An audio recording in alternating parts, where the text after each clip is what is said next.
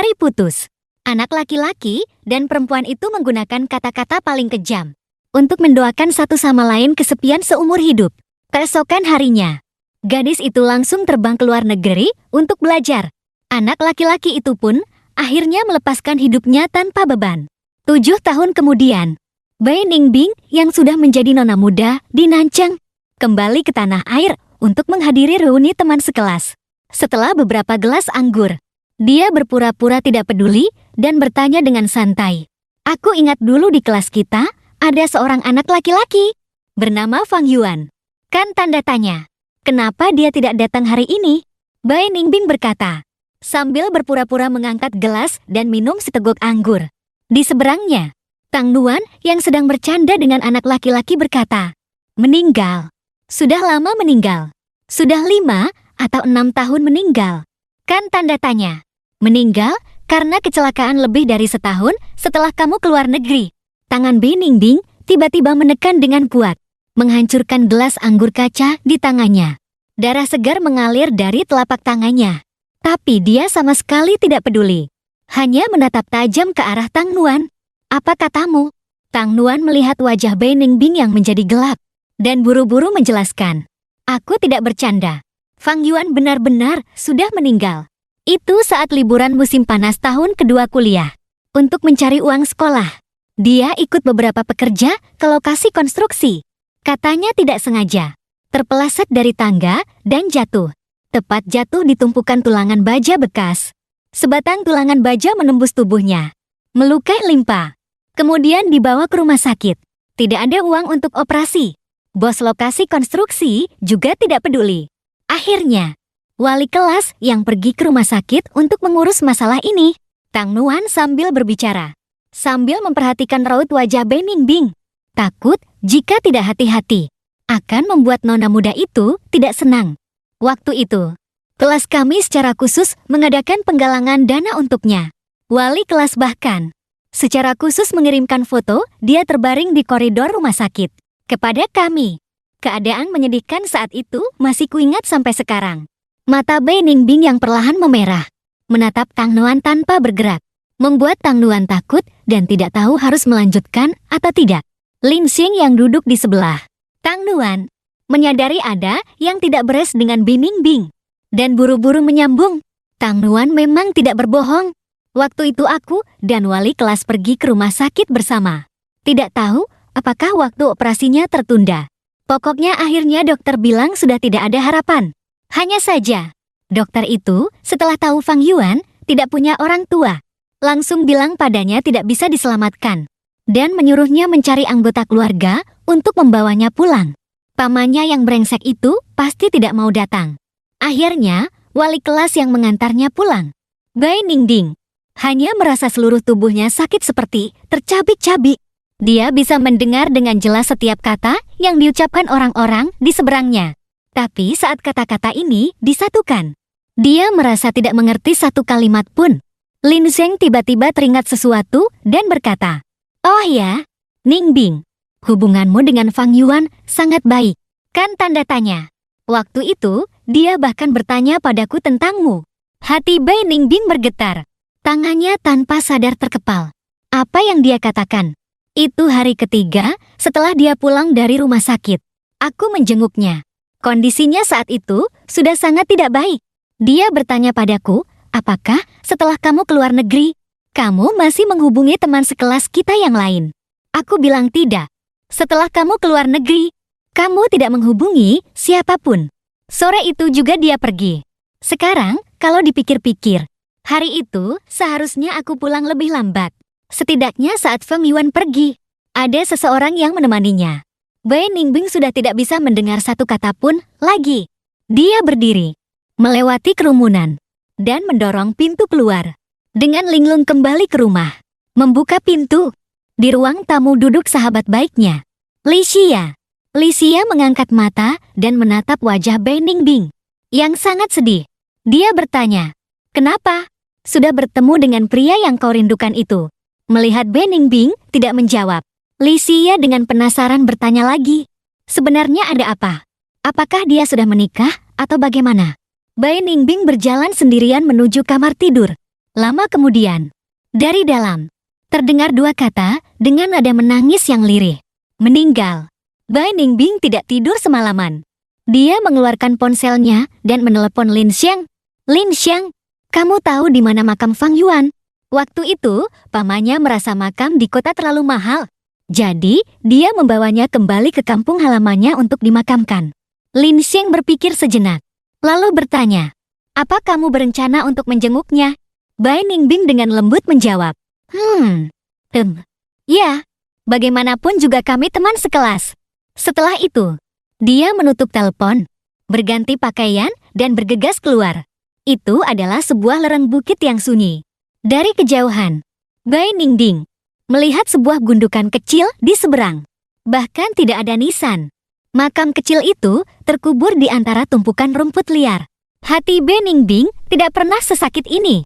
Anak laki-laki yang pernah ia rawat dengan sepenuh hati, kini sendirian, terbaring di gunung terpencil yang terlupakan ini. Mata Bai Ningbing tertiup angin. Seketika memerah. Saat aku pergi, aku jelas-jelas menyuruhmu untuk menjaga diri. Kenapa kamu bisa meninggal? Langit perlahan menjadi gelap. Angin di gunung semakin dingin. Lain kali, aku akan datang menemuimu lagi. Bai Ningbing dengan sungguh-sungguh berpamitan pada makamku. Lain kali tidak akan lama. Akan segera datang menemuimu. Setelah kembali ke Nancang, Bai Ningbing mengemudi tanpa tujuan. Saat mobil berhenti, dia baru sadar. Sudah sampai di ujung gang yang dulu ia kenal. Tempat yang ia kira tidak akan pernah ia datangi lagi. Ternyata tetap ia datangi. Bai Ningbing turun dari mobil dan berjalan sendirian ke dalam gang. Beberapa tahun berlalu. Sebagian besar orang yang dulu tinggal di sini sudah pindah. Sekarang tidak ada seorang pun. Sampai berhenti di depan rumah Fang Yuan. Bai Ningbing bertemu langsung. Pria itu menatap Bai Ningbing dengan tatapan tajam. Kamu. Bai Ningbing berbalik hendak pergi. Tapi baru berjalan 2 langkah. Dia mendengar pria itu mengejek dengan sinis. Kelihatannya seperti orang baik-baik. Padahal sebenarnya binatang. Setelah mencampakkan keponakanku, hidupmu cukup bebas ya? Hanya si bodoh Fang Yuan itu yang setiap hari menunggumu di rumah. Tubuh Bai Ningbing menegang dan berhenti melangkah. Apa katamu? Aku bilang kamu itu bodoh. Sebodoh Fang Yuan itu dulu bersikeras. Tidak mengakui kalian pacaran. Apa aku tidak mengerti? Dia hanya takut aku akan merepotkanmu dan meminta uang darimu. Selalu memikirkanmu dalam segala hal. Pada akhirnya bagaimana? Bukankah tetap dicampakkan olehmu? Kata-kata pria itu seperti jarum baja yang menusuk jantung Bai Ningbing. Dia tiba-tiba teringat malam itu. Fang Yuan berulang kali mengatakan, aku tidak ada hubungan dengannya. Saat itu, hatinya sakit hingga tidak bisa bernapas. Sekarang setelah mengetahui kebenarannya, rasa sakitnya berlipat ganda. Jelaskan. Bai Ningbing berjalan mendekat dan mencengkeram kerah pria itu. Seluruh tubuhnya memancarkan aura yang menekan. Cepat katakan semua. Dulu aku hanya ingin memanfaatkan hubunganmu dengan Fang Yuan untuk meminta sedikit uang darimu. Dia bilang padaku kalian sama sekali tidak ada hubungan. Jadi dia menyuruhku untuk tidak muncul di hadapanmu. Dia bahkan mengancamku. Jika aku berani datang meminta uang darimu, dia akan menusukku dengan pisau saat aku tidur. Aku tahu kalian pasti pacaran. Tapi kemudian kamu keluar negeri dan langsung mencampakkannya. Sampai dia meninggal pun, kamu tidak bertanya sepatah kata pun. Aku kira kami orang miskin hanya peduli uang dan tidak peduli perasaan. Ternyata kalian orang kaya lebih dingin dan tidak berperasaan. Bai Ningbing akhirnya mengetahui kebenarannya. Dia melepaskan kerah pria itu. Saat ini, seluruh tubuhnya lemas, tidak seimbang dan hampir jatuh. Ternyata, perpisahan yang ia anggap baik untuk keduanya. Pada akhirnya, hanyalah dia yang diam-diam menjadi desertir dalam hubungan ini. Bai Ningbing masuk ke dalam gubuk rakyat itu. Barang-barang peninggalan Fang Yuan dimasukkan ke dalam sebuah kotak kardus besar. Dia berjongkok dan membuka kotak itu. Langsung melihat sebuah buku catatan yang sudah tua dan menguning. 4 Oktober tahun 2011. Aku jatuh cinta. Dia menciumku. Kami menyewa rumah. Aku akhirnya punya sebuah rumah kecil yang hangat dan aman. 5 Agustus tahun 2012. Paman menyebalkan sekali. selalu mencari cara untuk meminta uang darinya. Aku tidak akan membiarkan paman berhasil. Kak Ningbing adalah batasku. Hari ini aku sudah bilang pada paman. Aku tidak punya hubungan apa-apa dengannya. Sepertinya dia benar-benar percaya dan membatalkan niatnya untuk meminta uang dari Kak Ningbing.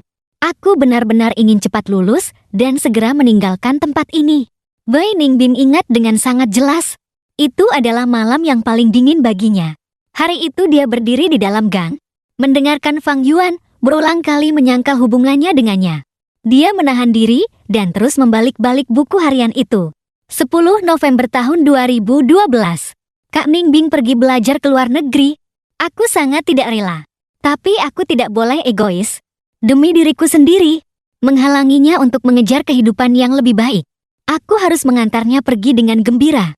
Sama sekali tidak boleh menangis, agar dia tidak bisa belajar dengan tenang. 24 Oktober tahun 2013. Sudah beberapa hari hujan. Sejak Kak Ningbing keluar negeri, dia menjadi sibuk. Aku sudah mengirim banyak pesan, tapi dia tidak punya waktu untuk membalas. Sepertinya harus menunggu dia benar-benar mapan. Baru akan punya waktu untuk mengobrol denganku. Tangan Bai Ningbing berhenti. Ponsel yang malam sebelum dia pergi ke luar negeri, ia buang di sudut lemari. Dia tiba-tiba berdiri. Saat menutup buku harian, baru sadar bahwa air matanya sudah membasahi wajah. Dia mengambil semua barang peninggalan Fang Yuan. Paman Fang Yuan berdiri di pintu dan tidak berani menghentikannya. Bai Ningbing kembali ke villa di pinggiran timur. Setelah turun dari mobil, dia langsung menuju kamar tidur. Membuka laci. Ponsel berwarna perak itu masih tergeletak diam di sana. Dia mencari charger dan dengan tidak sabar menyalakan ponsel yang baru saja diisi daya. Semenit kemudian, layar ponsel perlahan menyala, diikuti oleh suara notifikasi SMS yang terus-menerus. Setiap suara seperti jarum baja yang tajam menusuk jantung Bai Ningbing. Dengan tangan gemetar, dia membuka SMS. Sudah sampai di Amerika. Kalau sudah sampai, balas pesanku. Biar aku tenang. Apa kamu belum mapan? Urus dulu urusanmu. Kalau sudah ada waktu, balas pesanku. Tidak usah buru-buru. Ulang tahunmu sebentar lagi. Aku membelikanmu sebuah syal. Saat kamu kembali nanti, aku bisa memberikannya padamu. Kamu sudah setahun belajar di luar negeri. Baguslah. Setahun lebih dekat untuk bertemu denganmu lagi. Hari ini, saat aku kerja paruh waktu, aku tidak sengaja terluka sedikit. Sedikit sakit. Bisakah kamu menemaniku mengobrol? Apa kamu masih sibuk? Bisakah kamu membalasku? Satu kata saja juga boleh? Aku mohon. Pesan terakhir. Dikirim pada 15 Juli tahun 2014 pukul 4 sore. Hanya beberapa kata singkat. Aku mungkin tidak bisa menunggumu kembali. Bai Ningbing merasa jantungnya sedang disobek-sobek. Sakit hingga tidak bisa bernapas. Dia menemukan syal itu dari dalam kotak kardus. Warnanya kuning muda. Warna kesukaannya. Bai Ningbing melihat syal itu dan tak bisa menahan tawa. Sambil tertawa, setetes demi setetes air mata jatuh di atas syal itu. 726 hari. 25. 864 pesan singkat. Setiap pesan mengungkapkan kebingungan Fang Yuan selama bertahun-tahun atas kepergiannya yang tanpa jejak dan harapan untuk bertemu lagi. Lebih dari 20. 0 pesan singkat. Tidak ada satupun yang mempertanyakan kenapa dia tidak memberi kabar. Juga tidak ada yang bertanya apakah dulu dia menipunya. Dia seolah-olah dengan teguh dan gigih percaya bahwa dia pasti akan kembali. Musim dingin tahun 2011. Mereka saling mencintai dengan sangat dalam. Tapi sekarang sudah musim dingin tahun 2022. Bai Ningbing mengemudikan mobil. Dia masih ingat tahun itu. Di tengah keramaian, dia tak sengaja bertatapan dengan Fang Yuan selama beberapa detik. Tepat saat lampu merah akan berubah menjadi hijau. Fang Yuan tersenyum tipis padanya. Mata Bai Ningbing perlahan menjadi kabur. Sebelum dia sadar, dia melihat sebuah truk besar di ujung lampu merah melaju lurus ke arahnya. Sebelum kehilangan kesadaran, dia teringat tahun itu Fang Yuan berdiri di luar bandara, melambaikan tangan padanya berulang kali. Senyumnya begitu indah hingga ribuan kali dia berkata pada dirinya sendiri, "Jangan pergi." Dia seharusnya kembali dan memeluknya erat-erat. Tapi dia tidak melakukannya. Perpisahan ini ternyata menjadi perpisahan selamanya. Saat Bai Ningbing sadar, dia berada di kamar tidurnya. Dia terbangun karena terkejut, seolah-olah mengalami mimpi buruk yang sangat panjang. Dalam mimpi, tubuhnya dingin, seolah-olah setengah mati. Saat dia melihat sekeliling, dia terkejut dan tiba-tiba berdiri. Dia segera menyadari ada yang tidak beres. Bukankah aku mengalami kecelakaan mobil? Kenapa ada di kamar tidur? Dan dekorasi ini, kenapa sama persis seperti saat aku kecil? Bahkan di atas meja samping tempat tidur masih ada sebuah piano. Tak lama kemudian, Bai Ningbing menemukan hal yang lebih mengejutkan. Dia melihat dirinya di cermin dengan tangan dan kaki yang pendek. Bukankah ini penampilanku saat kecil? Bai Ningbing akhirnya menerima sebuah kenyataan. Dia terlahir kembali ke masa kecilnya. Gelombang kegembiraan seketika membanjiri hatinya. Jika dia terlahir kembali, itu berarti Fang Yuan juga masih ada.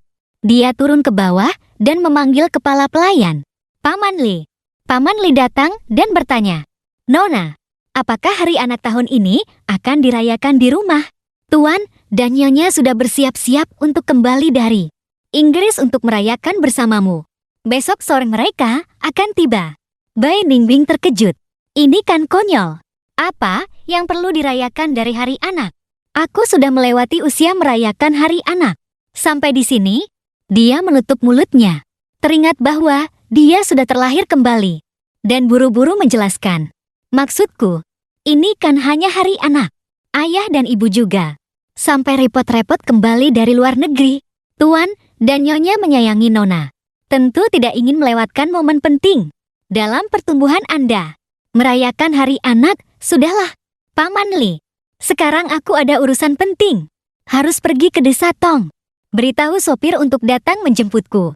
Bai Ningbing tidak bisa menunggu sedetik pun. Sekarang, dia hanya ingin segera bertemu denganku. Desa Tong. Nona, tempat itu sangat jauh dari Nancheng. Anda ada urusan apa di sana? Apakah teman Nona? Paman Li sama sekali tidak mengerti.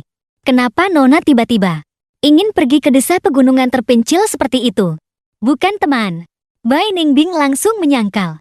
Calon suamiku. Paman Li sangat terkejut. Anak-anak zaman sekarang benar-benar dewasa sebelum waktunya. Seenaknya saja bicara tentang istri dan suami. Sama sekali tidak malu. Desa Tong terlalu jauh. Saya tidak tega membiarkan Nona pergi sendirian. Saya akan menemani Nona pergi. Membiarkan sopir dan Nona berdua pergi sejauh itu, saya pasti tidak tega. Baik, kamu cepat atur. Kita segera berangkat. Bai Ningbing sambil berkata, sambil mulai berkemas. Paman Li mengangguk, tapi dalam hati bertanya-tanya. Rasanya Nona hari ini sedikit aneh. Nada bicara dan tatapan matanya saat berbicara dengannya sama sekali tidak seperti anak berusia 10 tahun seharusnya. Jalan ini masih sama seperti dalam ingatan. Saat mobil memasuki daerah pegunungan, Bai Ningbing merasa sangat emosional. Tiba tidak jauh dari rumah lama Fang Yuan. Bai Ningbing menyuruh kepala pelayan dan sopir untuk tetap di mobil. Dia memutuskan untuk pergi sendirian ke gubuk kayu itu. Gubuk kayu itu dibandingkan dengan kehidupan sebelumnya terlihat jauh lebih baru. Dia mengetuk pintu. Tidak ada jawaban. Dia mendorong dengan tangannya. Pintu itu ternyata langsung terbuka. Dia melangkah masuk, melihat sekeliling.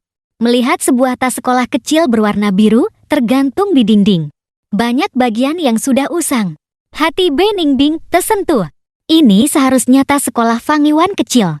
Tepat saat Bai Ningbing ingin mengulurkan tangan untuk menyentuh tas sekolah di dinding, sebuah suara kekanak-kanakan terdengar dari belakang. Siapa kamu? Bai Ningbing berbalik dan melihat anak laki-laki yang ia rindukan selama bertahun-tahun. Tentu saja tidak sama dengan penampilannya dalam ingatan.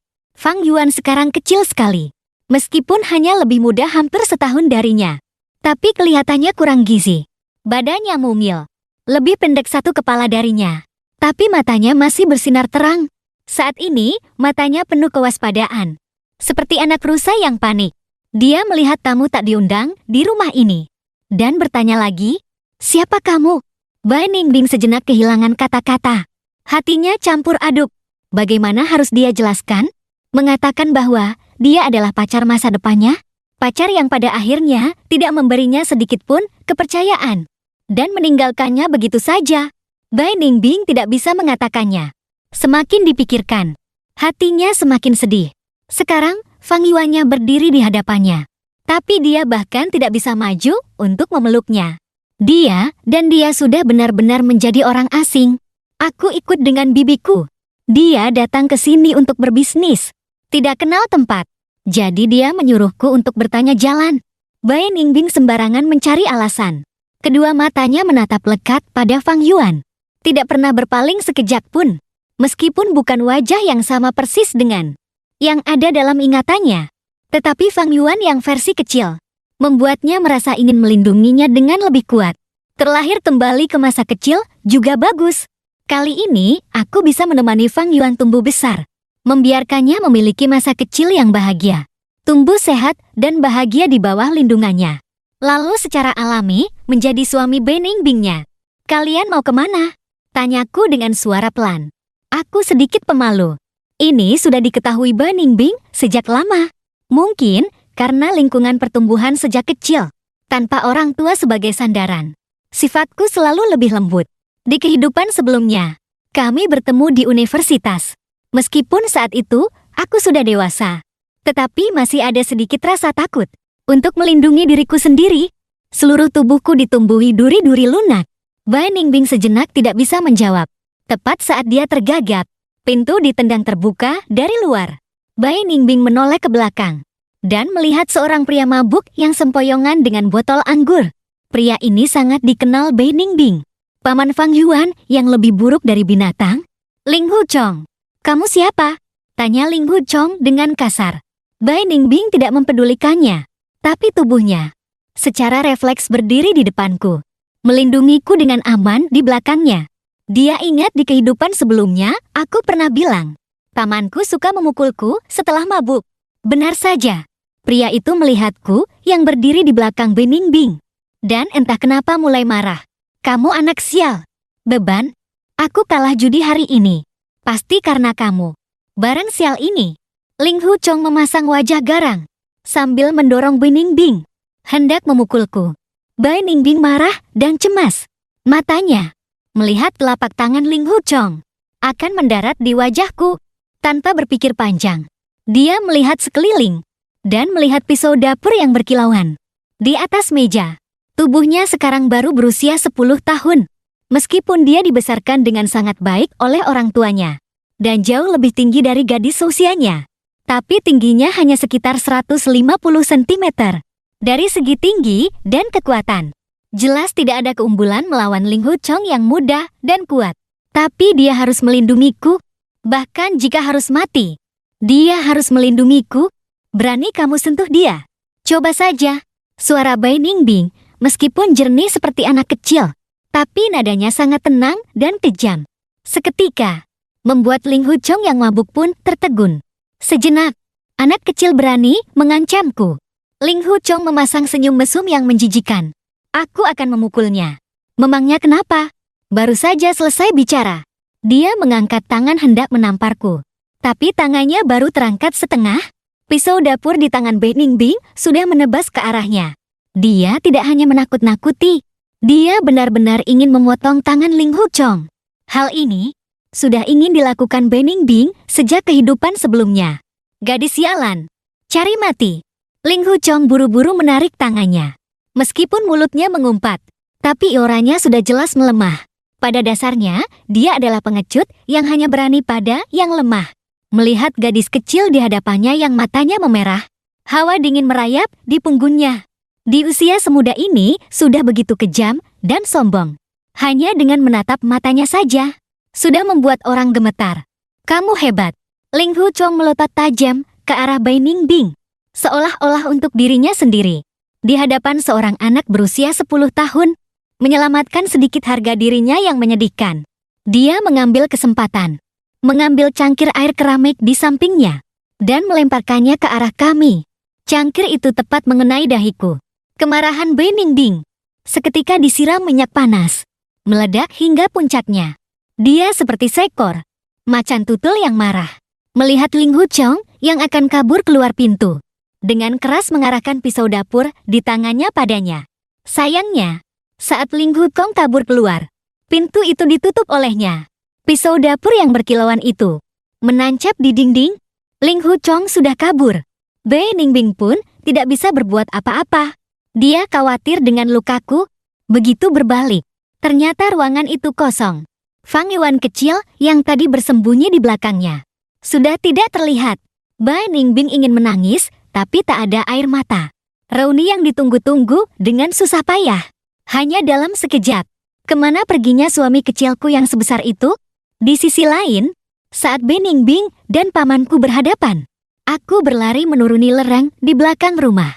Saat Bai Ningbing mengambil pisau dan hendak berkelahi dengan Ling Huchong, ketakutanku pada gadis berusia 10 tahun ini sudah jauh melampaui ketakutanku pada paman yang tidak berguna itu. Orang berbahaya yang kejam. Itulah reaksi pertamaku. Memotong orang dengan pisau. Lebih berbahaya lagi di antara orang-orang berbahaya. Di belakang rumah ada hutan yang luas. Aku berlari dan jatuh ke dalam gunung. Karena takut dan cemas. Sepatuku lepas satu. Tepat saat itu, langit tiba-tiba menjadi gelap. Tak lama kemudian, hujan deras pun turun. Bai Ningbing sekarang menjadi cemas. Berbalik, dia berteriak pada sopir dan paman Li yang berada puluhan meter jauhnya. Cepat, cari Fang Yuan. 3 orang menyusuri jalan kecil di belakang, terus berlari ke atas gunung. Di tengah jalan, hujan turun deras. Untungnya paman Li pandai membaca cuaca dan sudah menyiapkan payung untuk Nona. Bai Ningbing berlari di depan.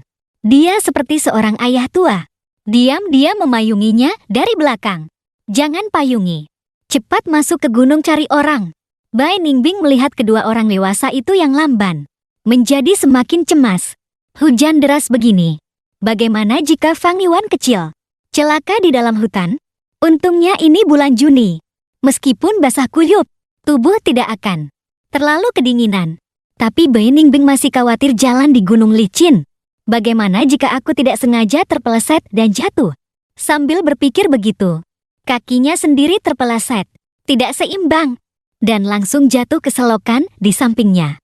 Nona, paman Li dan sopir melihatnya, dan buru-buru mengangkat Nona dari selokan. Nona muda kaya yang biasanya angkuh, sekarang digambarkan sebagai ayam basah kuyup. Sudah sangat sopan dan halus. Jangan pedulikan aku. Cari Fang Yuan dulu. Meskipun tubuh Bai Ningbing adalah anak berusia 10 tahun, tapi pikirannya adalah orang berusia 27 atau 28 tahun. Yang paling penting sekarang adalah cepat mencari orang. Hanya saja, ketiga orang itu mencari hampir seharian. Bahkan bayangan pun tidak terlihat. Hutan ini luas, dan mereka tidak kenal tempat. Mencari orang seperti mencari jarum di tumpukan jerami. Saat hari akan gelap, mata Bai Ningbing berbinar. Dia melihat di samping sebuah gua batu. Terlihat sudut berwarna biru muda. Dia berlari ke sana dan melihatku yang terbaring di bawah gua batu. Sudah tertidur lelap. Hati Bai Ningbing sangat lembut. Dia mendekat, mengulurkan tangan untuk membersihkan air hujan di wajahku. Lalu meraba dahiku. Sangat panas. Aku demam. Nona, cepat pulang. Paman Li melihat orang sudah ditemukan dan mendesak Bai Ningbing untuk segera pulang. Nona tubuhnya rapuh. Bagaimana jika kehujanan dan sakit? Ini juga tidak bisa dijelaskan pada Tuan dan Nyonya. Fang Yuan, Fang Yuan. Bai Ningbing memanggil dengan lembut beberapa kali. Aku hanya mengerang samar-samar dan tidak ada respons lain. Nona, biar saya gendong dia pulang. Sopir yang muda dan kuat datang, membungkuk dan bersiap mengangkatku dari tanah. Tapi tangannya belum menyentuh tubuhku. Sudah dihentikan oleh Bai Ningbing. Jangan sentuh dia. Aku sendiri yang gendong. Bai Ningbing tidak mengizinkan siapapun menyentuhku. Ingatan Bai Ningbing kembali ke masa lalu. Suatu kali kakiku terkilir saat jalan-jalan. Dia juga menggendongku seperti ini ke rumah sakit. Jalan gunung tidak mudah dilalui.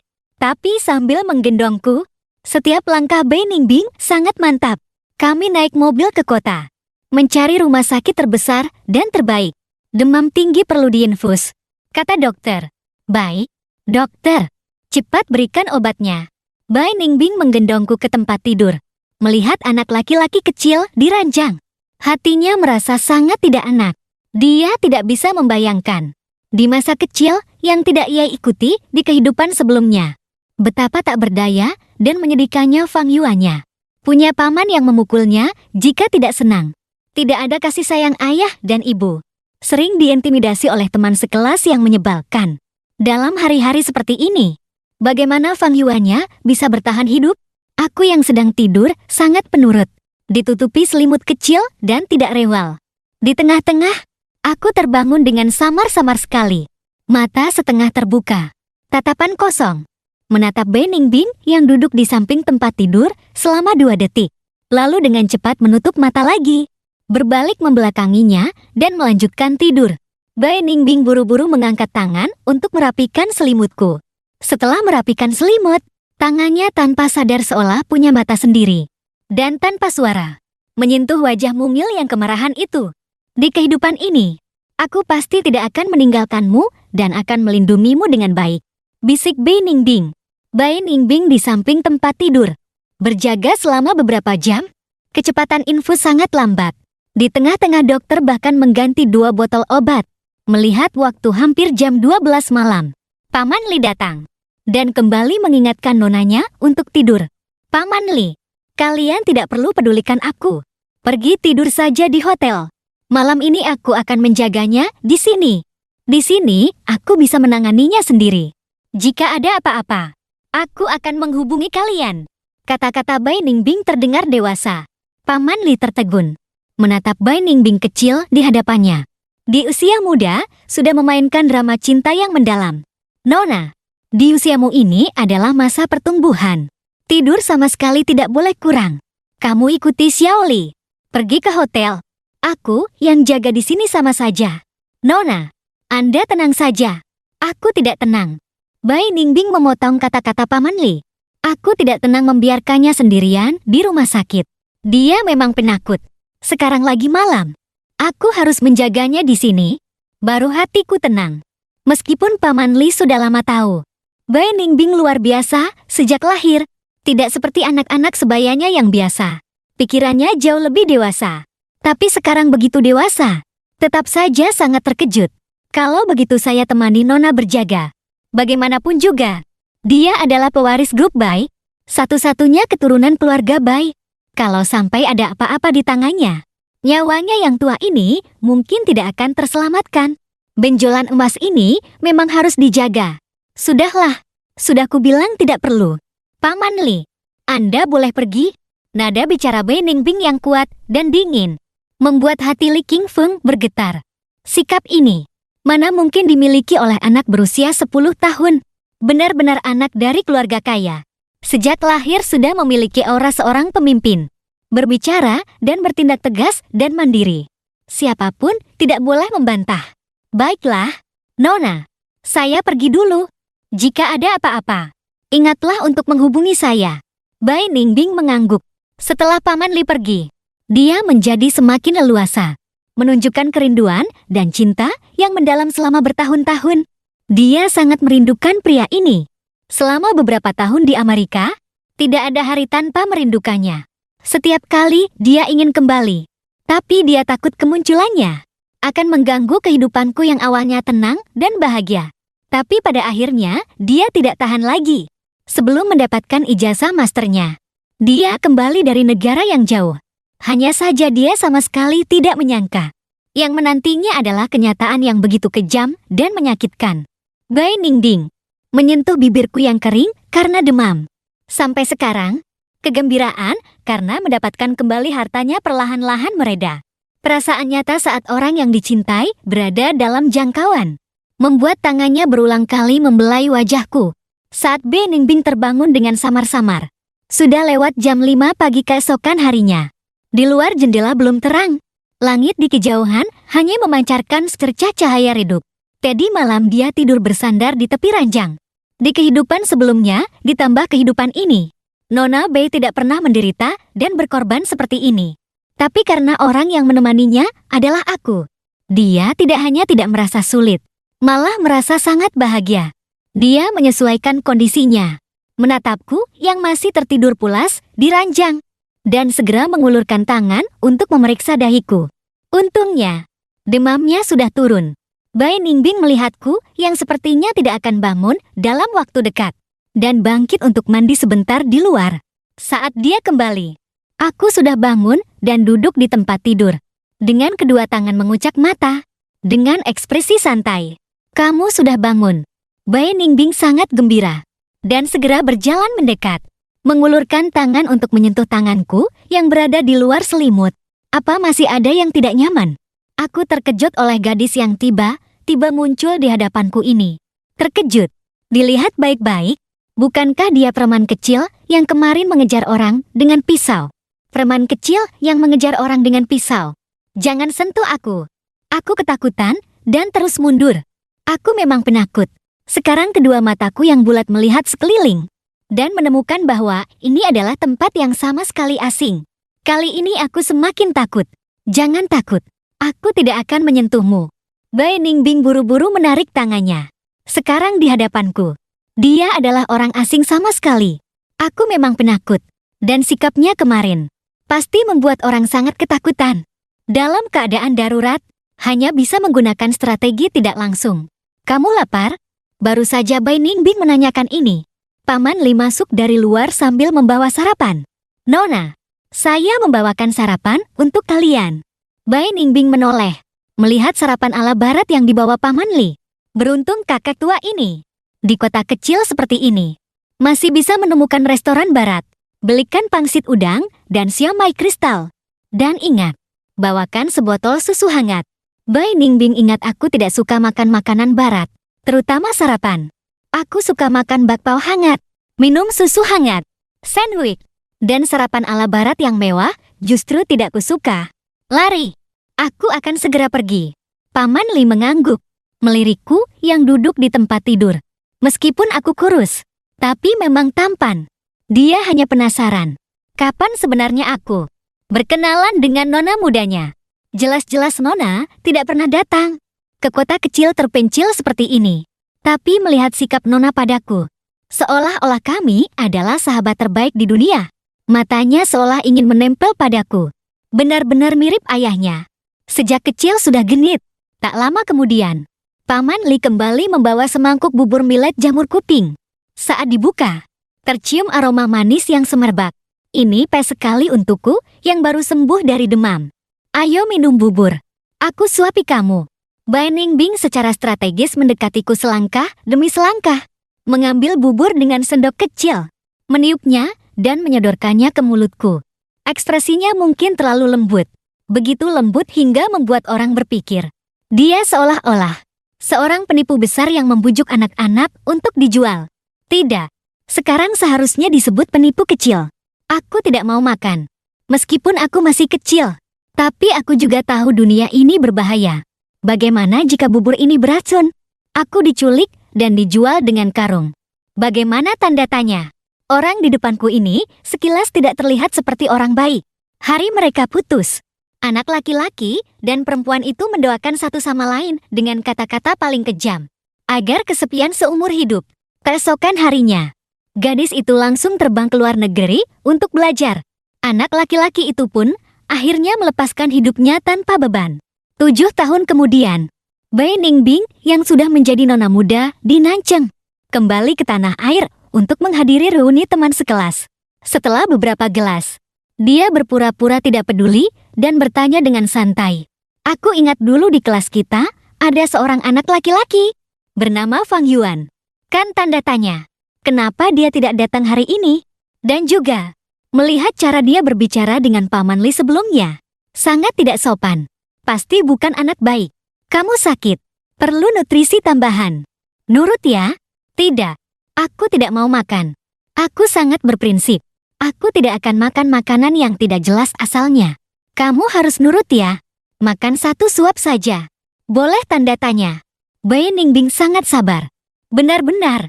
Anak kecil lebih sulit dibujuk daripada orang dewasa. Dulu saat aku sakit dan tidak mau makan, dia hanya perlu mencium Fang Yuannya. Dan dia akan tersenyum dan makan dengan patuh. Kenapa aku yang sekarang begitu keras kepala? Aku menatap Bai Ningbing cukup lama, dan akhirnya mengangguk. Aku benar-benar lapar. Kemarin siang dan malam aku tidak makan. Perutku memang kosong. Sekarang bubur manis di hadapanku menebarkan aroma yang kuat. Bagaimanapun juga, aku masih anak-anak. Mana bisa menahan godaan makanan lezat. Aku penakut melihat bubur manis yang disuapkan Bai Ningbing ke mulutku. Aku membuka mulut dan menelannya. Saat bubur itu masuk ke mulutku, mataku sedikit berbinar. Aku belum pernah makan bubur seenak ini. Dulu di rumah pernah memasak bubur putih. Dan yang kumakan sekarang benar-benar berbeda. Bubur ini lembut dan manis. Aku pun disuapi oleh Bai Ningbing. Dan dengan cepat menghabiskan semangkuk bubur. Bubur sudah habis. Bakpao dan susu yang dibeli Paman Li juga datang. Aku sedikit malu. Tapi atas bujukan Bai Ningbing, aku tetap menghabiskan bakpao dan susu. Bai Ningbing melihatku makan dengan lahap. Dan merasa kasihan. Aku memang bukan anak yang makannya sedikit. Bisa makan dan bisa tidur. Tumbuh sampai hampir 10 tahun, tapi jauh lebih kecil dari teman sebayaku. Terlihat jelas bahwa sehari-hari aku tidak pernah makan kenyang. Nona, tadi Nyonya menelpon. Dia menyuruhku untuk segera membawamu pulang. Bagaimanapun juga, di sini tidak ada yang dikenal. Tuan dan Nyonya tidak tenang. Bai Ningbing baru teringat orang tuanya. Setelah terlahir kembali, seluruh hatinya tertuju padaku. Memang belum sempat menghubungi orang tuanya. Aku tidak akan kembali untuk sementara waktu. Kebetulan aku juga mau menelepon mereka. Ada yang ingin kubicarakan dengan mereka. Aku di sini.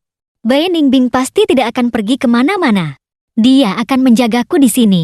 Tapi aku yang sekarang terlalu waspada padanya. Dia hanya bisa menggunakan strategi tidak langsung. Paman Li, pergi sewa rumah di kota. Bai Ningbing dengan singkat memerintahkan. Nona, untuk apa menyewa rumah? Kita akan segera pulang. Tidak perlu. Paman Li benar-benar bingung. Lakukan seperti yang kukatakan. Sisi bos wanita Bai Ningbing muncul lagi. Kali ini, Paman Li tidak bicara lagi. Dan segera mengatur sesuai perintah Bai Ningbing. Nona ini, terkadang orangnya lebih kuat dari ayahnya yang lihai di dunia bisnis. Benar-benar naga melahirkan naga. Phoenix melahirkan Phoenix. Anak kecil ini sejak kecil sudah mendominasi. Sangat bergaya bos wanita. Bai Ningbing melihatku selesai makan.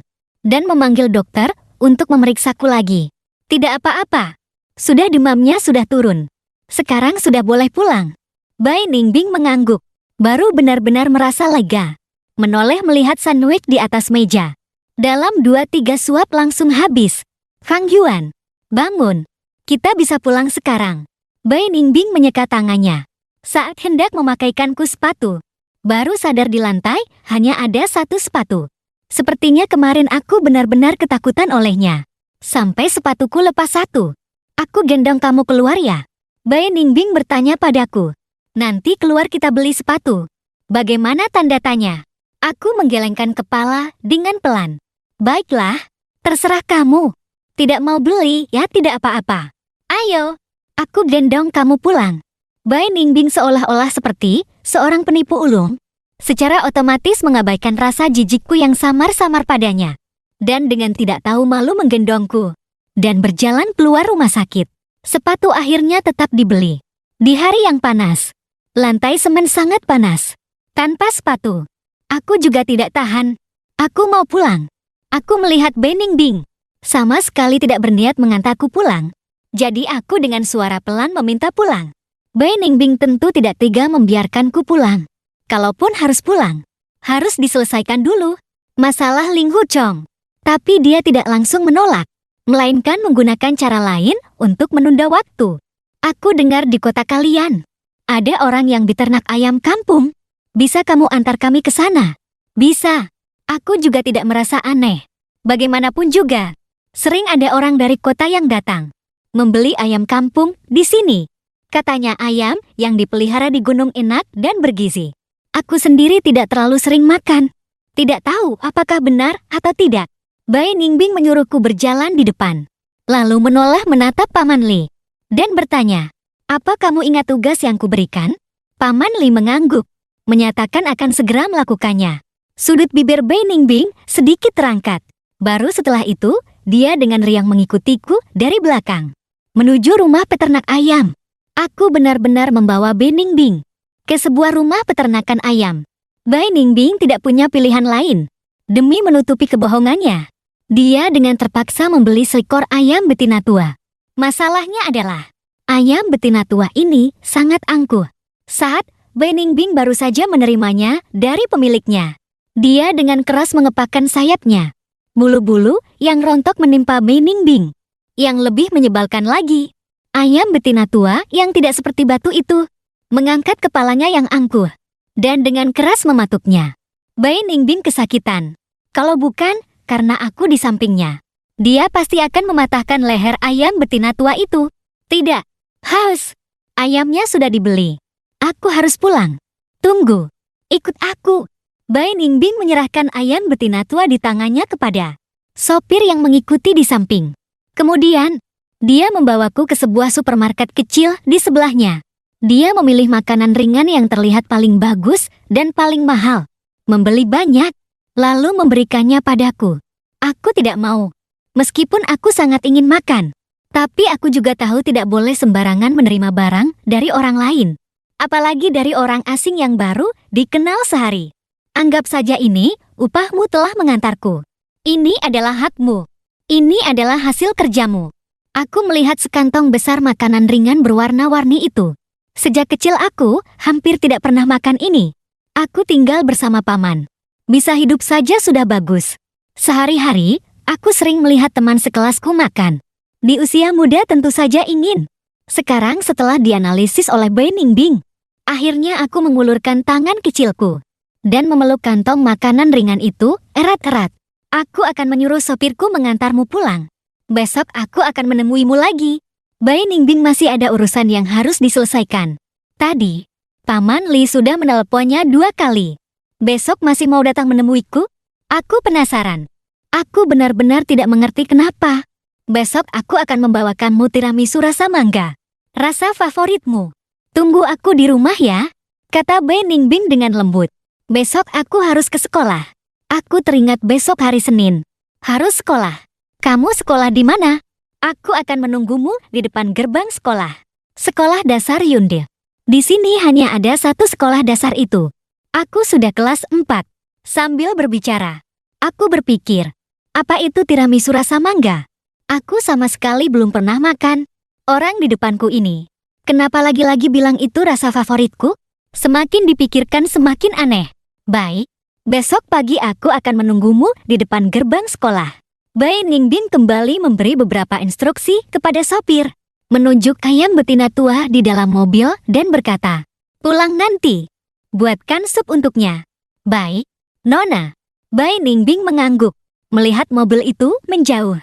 Baru mengeluarkan ponselnya dan menelpon Paman Li. 20 menit kemudian, Bai Ningbing tiba di sebuah gudang kosong. Ekspresinya dingin. Berjalan beberapa langkah ke dalam, dan melihat 5 atau 6 orang berdiri di sana. Paling pinggir adalah Paman Li. Di lantai, berlutut seseorang. Pamanku, Ling Hu Chong. Aura Bai Ningbing sangat kuat. Dia pertama-tama membersihkan bulu-bulu ayam yang menempel di tubuhnya. Lalu dengan gaya seorang kakak perempuan berjalan mendekat di kursi yang sudah disiapkan Paman Li. Dia duduk. Kamu lagi. Ling Hu Chong langsung mengenali Xiao Mingbing. Sepertinya kamu benar-benar terkesan padaku. Bai Ningbing mendengus dingin. Kalau ada orang yang mengejarmu dengan pisau, kamu juga akan terkesan. Harus diakui, dalam beberapa hal, Ling Hu Chong masih punya selera humor. Memotongmu dengan pisau itu masih ringan. Tahu kenapa kamu ditangkap dan dibawa ke sini hari ini? Mata Bai Ningbing terlihat semakin tajam. Yaitu untuk memotong kedua tanganmu yang tidak berguna itu. Nada bicara dan ekspresi Bai Ningbing sama sekali tidak terlihat seperti bercanda. Tapi meskipun begitu, Ling Hu Chong masih tidak terlalu percaya bahwa seorang anak akan benar-benar berani melakukannya. Seorang anak bisa begitu kejam. Jangan. Kali ini, Ling Hu Chong benar-benar takut. Tubuhnya tanpa sadar gemetar. Sebenarnya kamu mau apa? Hari mereka putus. Anak laki-laki dan perempuan itu menggunakan kata-kata paling kejam untuk mendoakan satu sama lain kesepian seumur hidup. Keesokan harinya, gadis itu langsung terbang ke luar negeri untuk belajar. Anak laki-laki itu pun akhirnya melepaskan hidupnya tanpa beban. 7 tahun kemudian, Bai Ningbing yang sudah menjadi nona muda di Nanchang kembali ke tanah air untuk menghadiri reuni teman sekelas. Setelah beberapa gelas anggur, dia berpura-pura tidak peduli dan bertanya dengan santai. Aku ingat dulu di kelas kita ada seorang anak laki-laki bernama Fang Yuan. Kan tanda tanya. Kenapa dia tidak datang hari ini? Aku tidak akan kembali untuk sementara waktu. Ayah, urus surat pindah sekolah untukku. Bai Ningbing sudah memikirkannya. Sekarang menyuruhku kembali ke Nanchang bersamanya. Benar-benar mustahil. Meskipun aku tidak punya siapa-siapa. Tapi bukan berarti aku akan sembarangan ikut orang. Tapi sekarang malah pindah sekolah demi seorang anak kecil. Dia benar-benar tidak menyangka. Hanya saja, sifat keras kepala putrinya ini sangat ia kenal. Semakin ditentang, semakin keras kepala. Setelah berdiskusi, mereka berdua akhirnya setuju. Keesokan harinya, Bai Ningbing seperti yang dijanjikan pergi ke depan gerbang sekolah dasar Hyundai. Dia datang lebih awal, menunggu lebih dari setengah jam, baru melihatku dari kejauhan dengan tergesa-gesa. Berjalan menuju sekolah. Pemandangan ini tiba-tiba tumpang tindih dalam benak Bai Ningbing. Di kehidupan sebelumnya juga seperti ini. Dia setiap hari bangun pagi, menunggu di depan gerbang sekolah, menunggu aku datang untuk makan sarapan yang ia bawa. Fang Yuan, sini. Dia melambaikan tangan padaku. Aku tertegun sejenak dan buru-buru berlari ke arahnya. Makan sarapan dulu. Sambil berbicara, dia membuka kue tiramisu kecil dan memberikannya padaku. Lalu, dia memberikan susu hangat padaku. Aku ragu sejenak, dan akhirnya tidak bisa menahan rasa lapar, dan perlahan-lahan mulai makan. Bai Ningbing hanya melihatku makan, dan merasa sangat puas. Surat pindah sekolah dengan cepat diurus.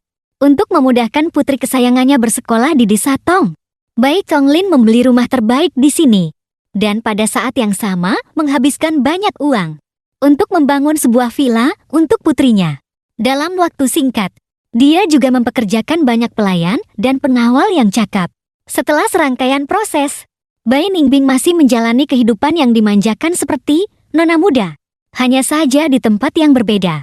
Begitulah, Bai Ningbing berhasil masuk ke kelas 4-1 sekolah dasar Hyundai. Tidak hanya menjadi teman sekelasku, tapi juga teman sebangku.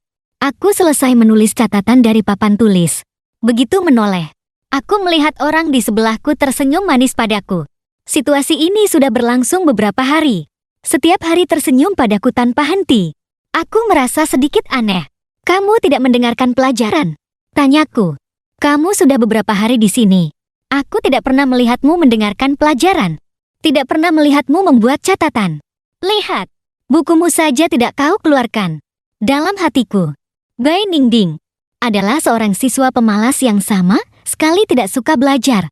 Tapi siswa pemalas ini sangat baik padaku. Setiap hari membawakanku sarapan, dan juga membelikanku banyak makanan ringan yang enak. Sekali dua kali tidak apa-apa. Tapi setelah sering, aku jadi sedikit tidak enak. Aku pintar. Tidak perlu mendengarkan pelajaran pun bisa dapat nilai 100. Bai Ningbing mulai membangun citra cerdas di hadapanku. Aku mencibir dan terus mendengarkan guru matematika mengajar. Fang Yuan, hari ini setelah sekolah, aku ajak kamu ke kolam teratai untuk memetik biji teratai. Mau tanda tanya? Aku menggelengkan kepala. Aku harus pulang mengerjakan PR dan juga memasak makan malam. Kalau pamanku pulang dan melihat aku tidak memasak, dia akan marah lagi. Tidak mau pergi. Bai Ningbing sedikit kecewa. Fang Yuannya selalu murung. Di usiaku ini seharusnya ceria dan polos. Jadi dia ingin lebih sering mengajakku bermain, agar aku juga bisa merasakan kebahagiaan yang seharusnya dimiliki anak seusianya. Aku harus pulang memasak untuk pamanku. Jawabku jujur. Tapi dia akhir-akhir ini tidak pulang. Tidak tahu apakah hari ini akan pulang atau tidak. Dia tidak akan pulang. Bai Ningbing berkata dengan suara pelan. Yakinlah, di masa depan dia tidak akan punya kesempatan untuk menyakitimu lagi. Aku tertegun. Tidak mengerti arti kata-kata Bai Ningbing. Bai Ningbing sekarang seolah-olah seorang nona muda kaya yang menganggur. Dia setiap hari tidak belajar. PR tidak dikerjakan. Pelajaran tidak didengarkan. Seharian hanya mengikutiku kemana-mana.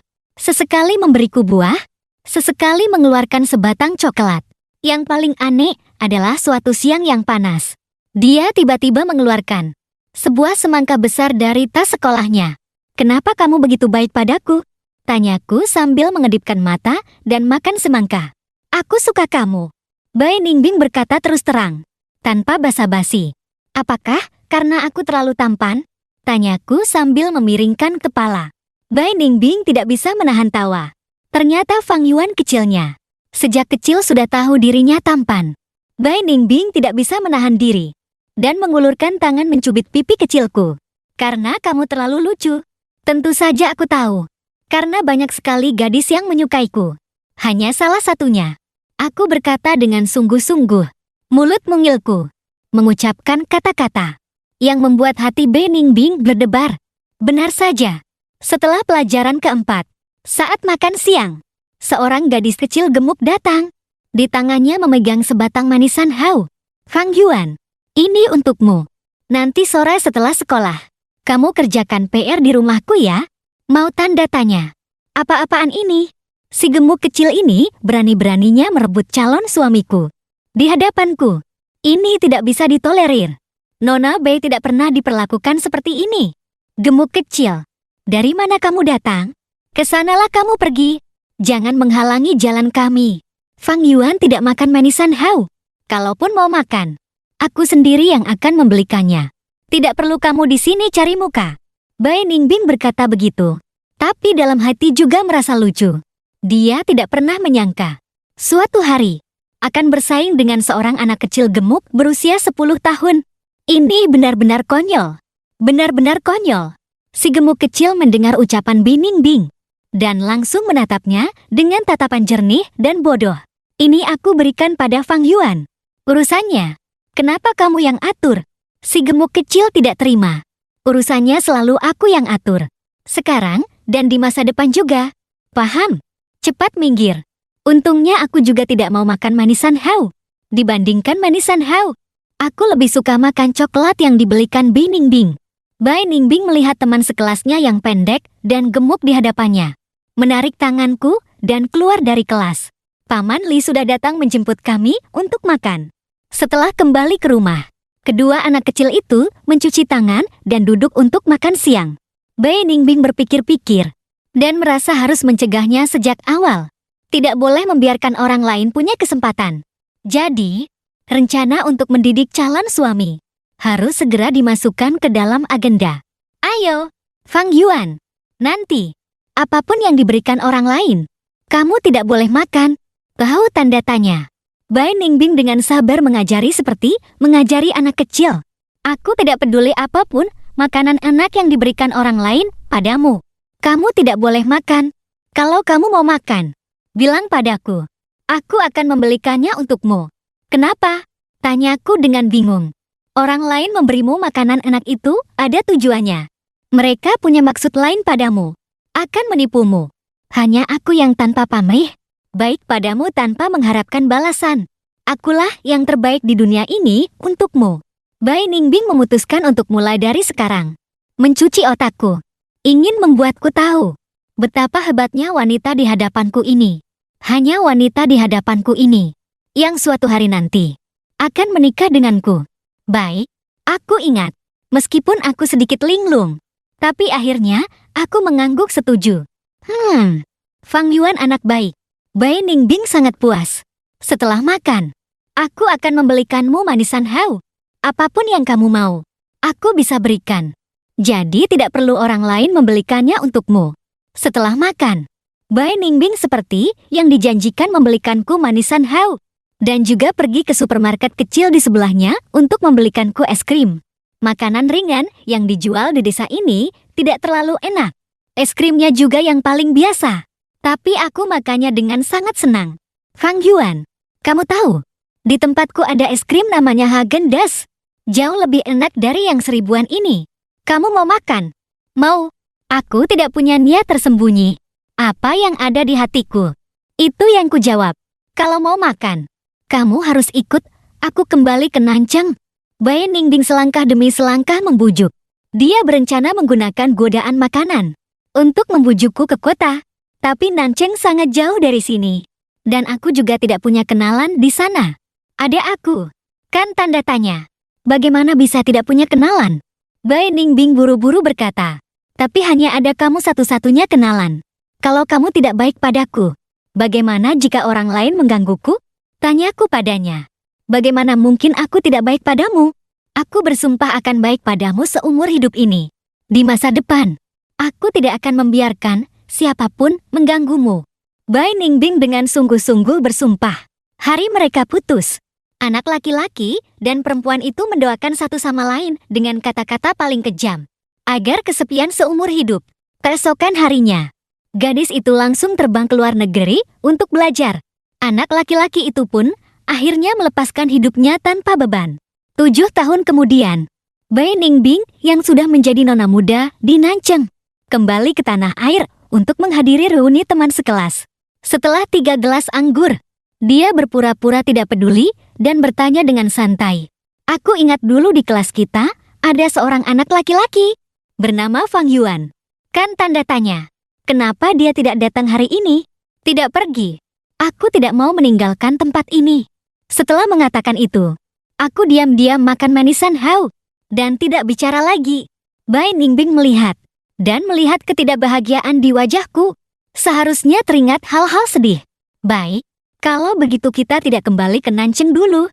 Tapi kamu ingat, tidak boleh makan makanan yang diberikan orang lain. Hanya boleh makan yang diberikan kakak. Ningbing. Bai Ningbing tidak tahu malu. Langsung menyebut dirinya kakak. Di kehidupan sebelumnya, dia tidak pernah mendengar aku memanggilnya kakak secara langsung. Di kehidupan ini, dia ingin aku segera memanggilnya kakak. Aku tahu, aku juga tidak makan makanan yang diberikan sembarang orang. Dulu mereka memberiku. Aku juga tidak mau. Bisikku. Kenapa yang mereka berikan tidak kamu mau? Tapi yang kuberikan kamu mau? Bai Ningbing merasa sedikit bangga. Karena kamu cantik, kataku sambil tersenyum. Bai Ningbing sejenak tidak tahu harus tertawa atau menangis. Ternyata Fang Yuan kecilnya sejak kecil sudah jeli, pandai menilai orang.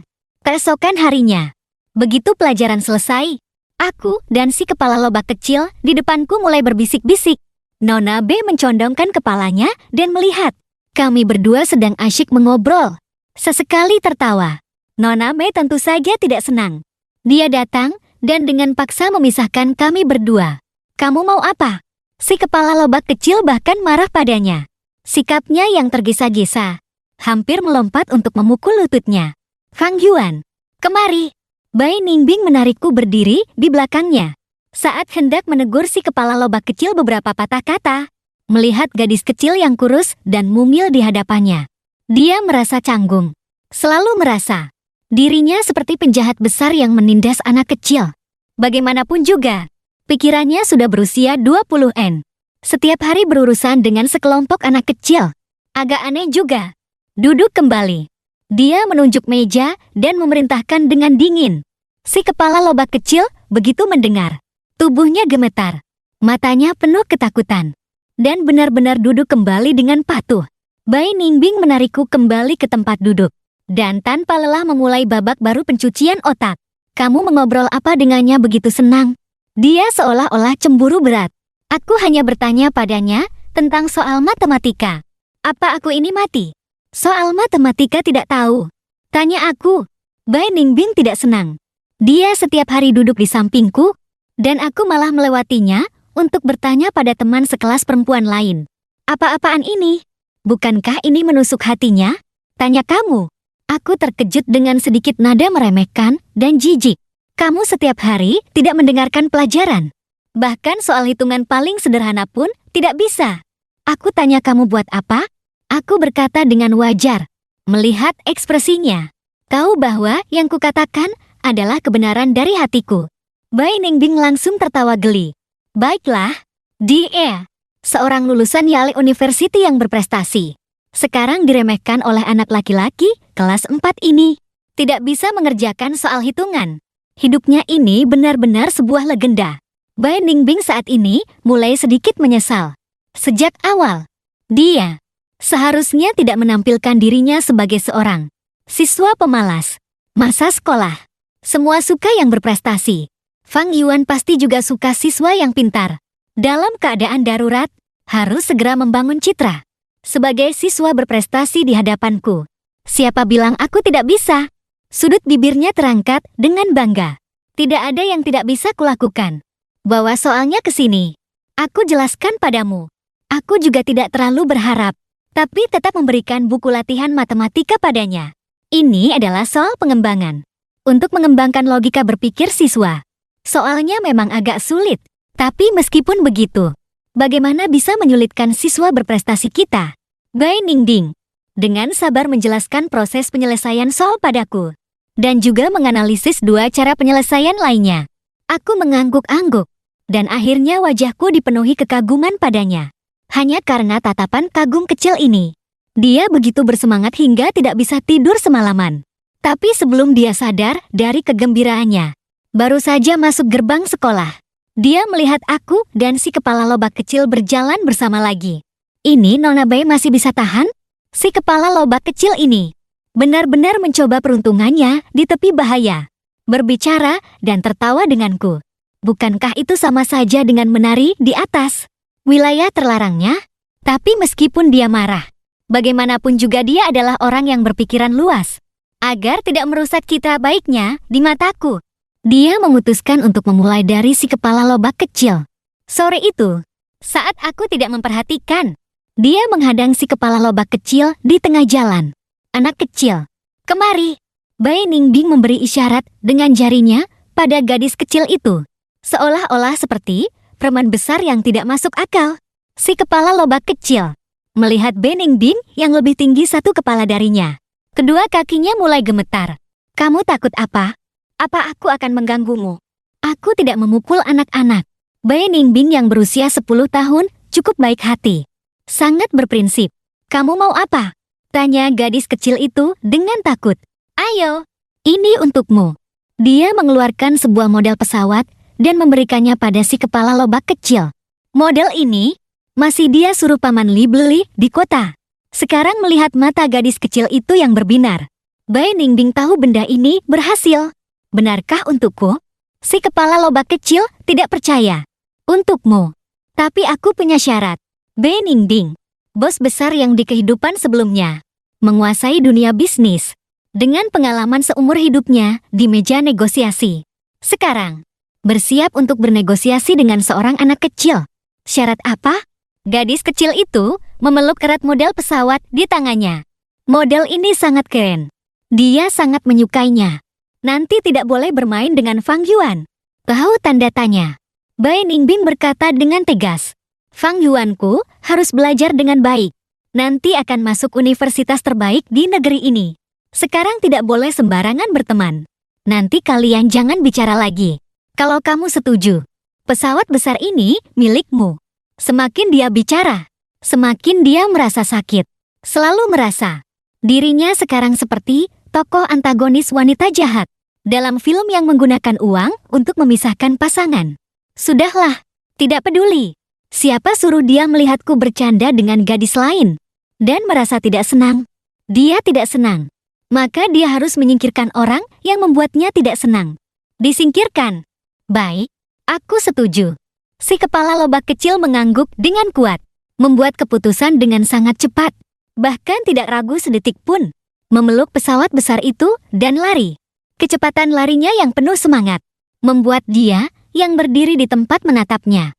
Sempat mengira anak itu akan terbang. Bai Ningbing melihat si kepala lobak kecil yang berlari semakin jauh. Merasa levelnya semakin tinggi. Dia kembali ke kelas dan melihat aku duduk sendirian di sana, mengerjakan soal dengan serius. Ancaman dari luar sudah diatasi. Sekarang saatnya mengatasi masalah internal. Bai Ningbing berjalan mendekat dan memulai babak baru bujukan padaku. Ah, bukan. Babak baru pendidikan. Fang Yuan sedang mengerjakan soal. Dia mulai mengobrol ngalor ngidul. Aku mengangguk dan melanjutkan mengerjakan soal. Kamu hari ini mengobrol lagi dengan Suran. Suran adalah si kepala lobak kecil yang kurus itu. Dia adalah wakil ketua kelas matematika. Aku berdiskusi dengannya tentang PR yang diberikan guru matematika kemarin. Aku kembali. Oh, begitu ya? Bai Ningbing berhenti sejenak. Lalu sudut bibirnya terangkat. Rencana kecil di hatinya kembali beraksi. Fang Yuan, kamu pernah dengar kalimat ini? Pangsit mana yang harus dimakan panas-panas? Wanita harus mencintai yang kurus. Katanya, lihat, meskipun seperti monyet kecil gemuk, betapa tidak menyenangkannya. Lihat aku, tinggi, kurus, dan cantik, betapa bagusnya. Begitu aku mendengarnya. Meskipun masih anak-anak, wajahku langsung memerah. Jangan bicara sembarangan. Aku tidak mau dengar. Aku tidak bicara sembarangan. Fang Yuan, bagaimana kalau nanti kamu jadi suamiku? Dia semakin menjadi-jadi. Langsung mengungkapkan rencana kecilnya. Bai Ningbing, jangan bicara lagi. Wajahku merah padam. Meskipun masih kecil, tapi aku tahu apa arti kata suami. Fang Yuan, aku sekarang hanya ingin kamu cepat besar. Nanti, kalau kamu sudah besar, aku bisa memelukmu, menciummu, dan juga tidur sambil memelukmu. Dia semakin ngelantur, semakin ngawur. Belum selesai bicara, aku tiba-tiba berdiri dan mulai mengadu pada guru yang sedang mengajar di depan. Guru Chen, Bai Ningbing. Dia menggangguku. Aku memasang wajah sedih, mata merah, menunjuk Bai Ningbing, dan melaporkan kejahatannya pada Guru Chen. Guru bahasa Mandarin Chen adalah wali kelas 4:1. Aku adalah siswa berprestasi di kelas. Dia selalu menyayangiku. Sekarang diganggu oleh siswa pindahan yang seharian tidak belajar ini. Dia langsung marah. Bai Ningbing, ada apa denganmu? Nada bicara Chen Shan tegas. Dia turun dari mimbar, menjiwer telinganya dan menyuruhnya berdiri.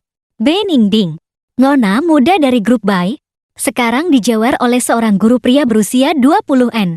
Apa ini normal? Penghinaan besar. Guru, aku tidak mengganggunya. Dia baru saja mau membela diri. Tapi begitu membuka mulut, dia tidak tahu bagaimana cara membela diri. Kalian berdua, setelah pelajaran selesai, datang ke kantor saya. Chen Shan melototinya, lalu menoleh menatapku dengan lembut. Jangan menangis, nanti aku akan menghukumnya. Bai Ningbing dengan pasrah mengacak-acak rambutnya dan menghela napas. Dia samar-samar merasa sepertinya dia telah membuat masalah. Sekitar 5 atau 6 menit kemudian, pelajaran selesai. Kami berdua mengikuti wali kelas ke kantor. Katakan, bagaimana kamu mengganggu Fang Yuan? Tanya Chen Shan dengan suara keras.